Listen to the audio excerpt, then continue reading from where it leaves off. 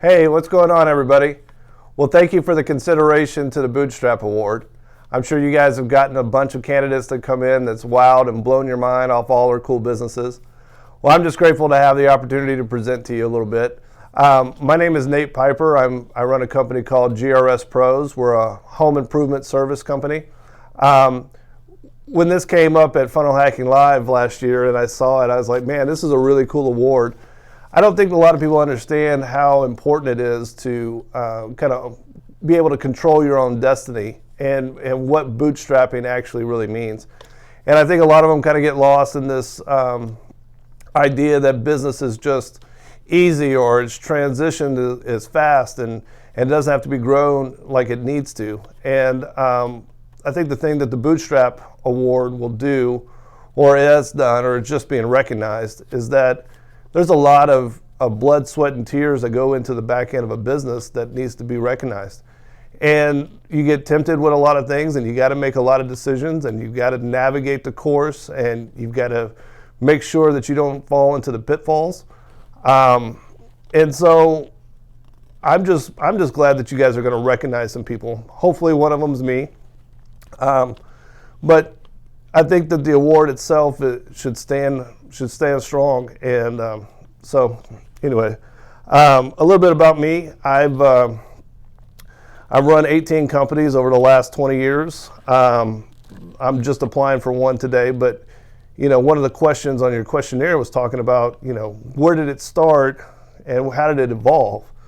Well, for me, I'd have to go all the way back to, junior high or possibly even elementary school, where I was that typical entrepreneurial spirit kid where buying candy, I go and I sell the candy at schools, take the money, go to the video game store, buy the video games, and then I elevated that up to having a Game Boy, and then I rent my Game Boy out at lunchtime.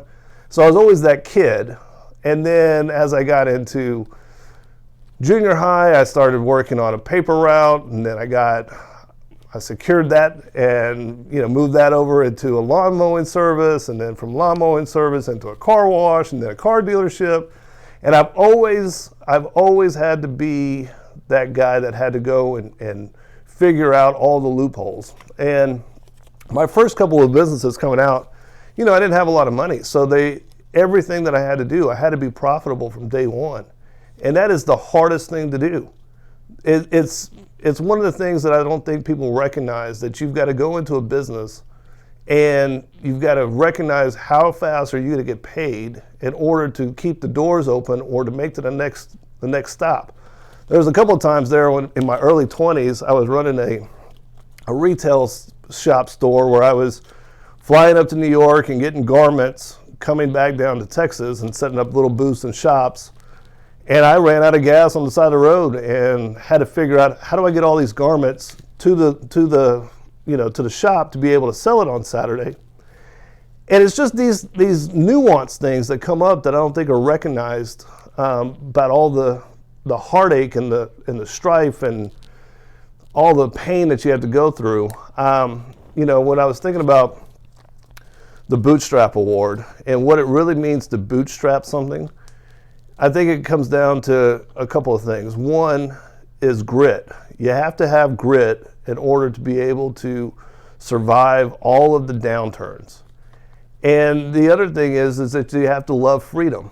You have to love the freedom to be able to make the choices that you have to make, and you gotta live with the result. And I think that's very important, because I think a lot of people have a struggle with failing or making the wrong choice, but you got to be able to live with it and move on. Of the 18 entities that I've had, 3 of them I crashed and burned early, and they were powerful lessons, and it's something that I learned and I grew from.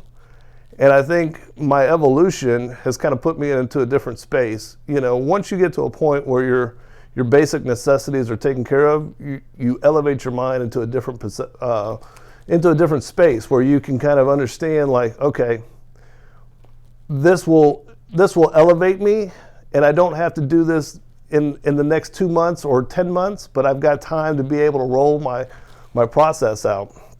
And anyways, I think those are probably the 2 biggest things that you have to learn when you're doing when you're talking about bootstrapping. My business, GRS Pros and growing that company, I opened the company in 2017, but I did nothing with it for 2 years. I basically strategically put it on the shelf. I opened the entity, and then I put it on the shelf for 2 years as it was kind of, making credit card payments and getting some securities, and I moved some money through it, and kind of because I was anticipating when I was going to launch it. I didn't know exactly when, I just knew it was coming.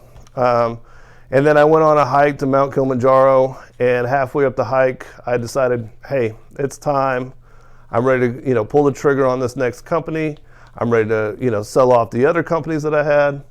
And so I made that transition. And so I officially opened GRS Pros in 2017, September of 2017. I then launched it in 2019 in December, just a couple months before COVID happened. And it's been an interesting ride. I started off with 4 guys and about $40,000 in cash, and we've transformed that and we've taken it. And right now I've got 12 managers and 68 employees. We've done just under $6 million in the last 18 months. And we're just kind of, taking the market and taking chunks out of it and trying to grow our market share. It's been a very interesting ride. There's a lot of back-end nuance to what I do that I don't know if I can get all the way into detail in such a short video, but I basically have chosen this vehicle that I'm in the home remodeling space to do a few different things. One, to service a need that's needed.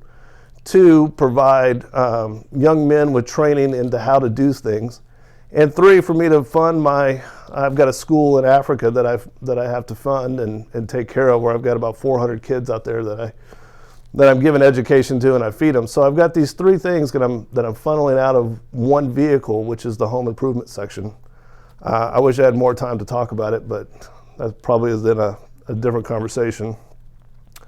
My original strategy was to kind of grow this at a slower pace over a long period of time, but we've ramped that up and taken it by the horns. My new strategy now is to elevate it into a training facility. I just purchased a 2-acre piece of land, and so I'm going to build a training facility on it. And then that way I can have basically a national program where I can bring people in, take them through a training so that they can then take that training back to whatever small town or city that they live in, kind of be able to do some home improvement services, kind of re-educate a lot of young men and young women, if they're interested, into redoing their small projects around the house, creative ideas, DIY projects. Most of them just don't have tools or the knowledge of how to use them or the safety about it. And so if I can give them that education, maybe I can make an impact on their life. And that's basically my vision kind of going forward is, keep growing the company that I have here and launching it into something better. So once again, I greatly appreciate the consideration. And I'll give you some more details on the next piece of the video. So hang tuned.